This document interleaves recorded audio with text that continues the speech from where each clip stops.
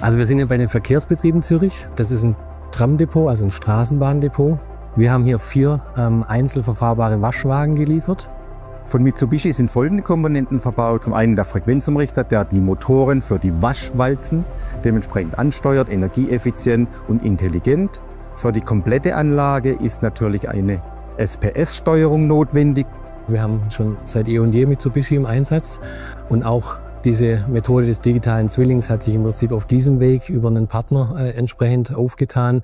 Die Zusammenarbeit mit BHB hat eigentlich mit einem Digital Twin angefangen, mit dem Ziel, dass man die Inbetriebnahmezeit verkürzt.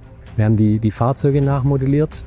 Die Anlage haben wir ohnehin ja in 3D schon konstruiert und haben dann die Waschprogramme schreiben können für diese 3 Wascharten, die es gibt.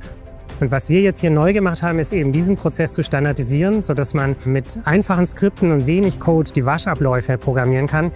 Und das sind teilweise nur einzelne Zeilen, wo man eben mit der richtigen Systematik diese Zeilen ausfüllt. Da gibt es ein Waschprogramm statt 2000 Zeilen, eine Normalwäsche läuft mit 200 Zeilen.